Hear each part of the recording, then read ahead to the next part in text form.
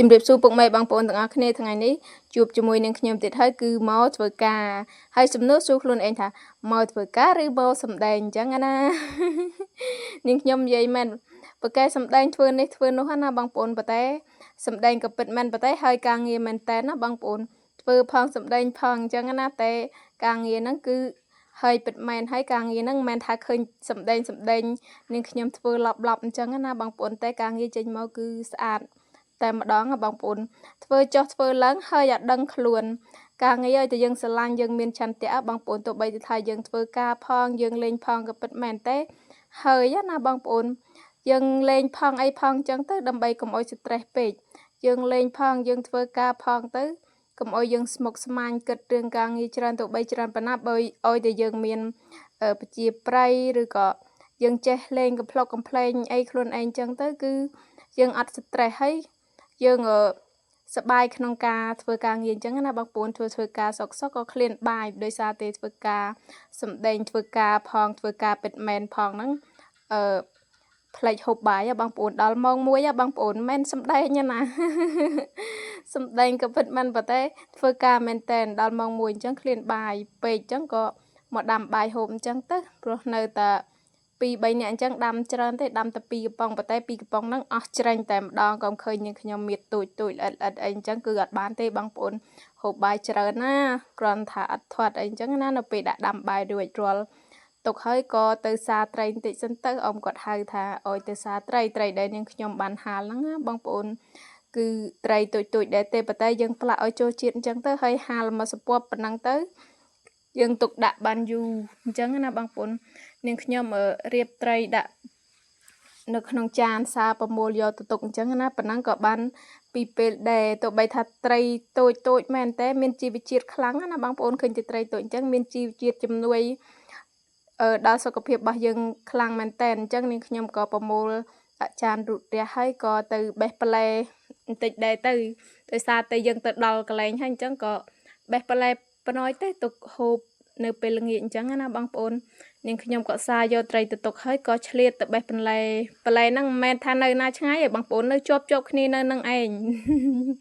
គឺបេះផ្លែពោតបារាំងហ្នឹងគឺមានផ្លែមិនចេះអស់តែម្ដងបងប្អូនផ្លែឡើងបន្តបន្ទាប់ហើយផ្លែលឿនទៀតនាងខ្ញុំហូបអត់ទាន់ណាបងប្អូនអញ្ចឹងក៏បេះយកទៅ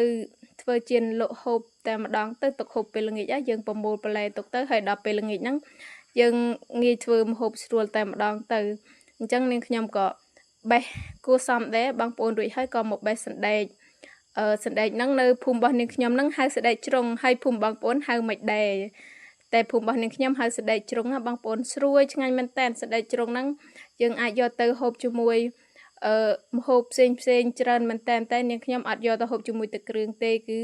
យកទៅចៀនត្រីហើយផ្ទាប់ជាមួយទឹកគ្រឿងចឹងតែម្ដងផ្ទាប់ជាមួយត្រីហើយនឹងទឹកត្រីកោះកុងណាបងប្អូនឆ្ងាញ់មែនតែន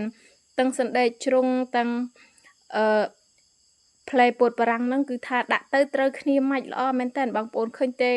បន្តិចប៉ុណ្ណឹងណាតែផ្លែរាល់ថ្ងៃហូបអត់ចង់ទាន់ណាផ្លែធម្មជាតិខៀវស្រស់ស្អាតមែនតែនបងប្អូនឡើងខ្ចីឡើងលួល្អមែនតែន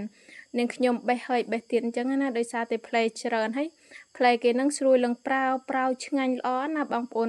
បន្តមកទៀតនាងខ្ញុំក៏ត្រឡប់មកវិញបងប្អូនត្រឡប់មកមើលបាយវិញខ្លាចបាយខ្លោចអញ្ចឹងណាទៅមកសំណំគួសមដែរមកវិញបាយឆ្អិនល្មមនៅតែបន្តិចទៀតអីចាប់ប៉ុណ្ណោះបាយអាចនឹងខ្លោចអញ្ចឹងណាតែអត់អីទេដល់ពេលមកដល់បាយឆ្អិនល្មមតែម្ដងបេះបានច្រើនគួសមដែរបងប្អូននាងខ្ញុំបេះបានឡើងកន្លះចានប៉ុន្តែប៉ុណ្ណឹងហូបមកពេលហ្នឹងអស់ហើយដោយសារតែសមាជិករបស់យើងហ្នឹងគ្នាច្រើននាងខ្ញុំក៏ឆ្លៀតទៅបេះម្ទេសទុកដែរបងប្អូនម្ទេសហ្នឹងបេះរាល់ថ្ងៃអញ្ចឹងក៏មិនសូវជាមានផ្លែទេប៉ុន្តែយើងបេះទុកធ្វើទឹកគ្រឿងហូបអញ្ចឹងណាបងប្អូនកុំពិបាកដល់ពេលយើងធ្វើម្ហូបហើយទៅរកអញ្ចឹងមិនថាដាំបន្លែជុំវិញផ្ទះគឺថាងាយស្រួលអញ្ចឹងណាបងប្អូនដល់ពេលយើងត្រូវការហូបយើងត្រូវការធ្វើម្ហូបអីហ្នឹងគឺយើងមានស្រាប់ក្បែរផ្ទះអត់ពិបាកទៅដើរទិញនៅផ្សារឆ្ងាយបងប្អូនជិះម៉ូតូ 3-4 គីឡូបានដល់បើយើងដាំអញ្ចឹងគឺថាមានស្រាប់ទៅគឺងាយស្រួលតែម្ដងម្ទេសហ្នឹងក៏ផ្លែច្រើនណាបងប្អូនផ្លែច្រើនប៉ុន្តែដោយសារតែបេះរាល់ថ្ងៃពេកអញ្ចឹងក៏អស់ផ្លែទៅមិនសូវជាមានផ្លែប្រមាណទេហើយផ្លែរបស់គេហ្នឹងល្អទៀតឃើញតែតូចអញ្ចឹងណាប៉ុន្តែហិលអូនតូចតែក្លឹមអញ្ចឹងណាហិលសាហាវ នាងខ្ញុំបេះច្រើនក៏សំដែរបេះយកទៅទុកធ្វើទឹកគ្រឿងម្ទេសហ្នឹងគឺជាមុខម្ហូបដែលមិនអាចអត់បានអញ្ចឹងណាបងប្អូនអត់ម្ទេសនិយាយរួមទៅអត់ម្ទេសគឺធ្វើឲ្យអត់កើតទេម្ទេសហ្នឹងគឺថាល្អមែនតែនផ្លែរបស់គេហ្នឹង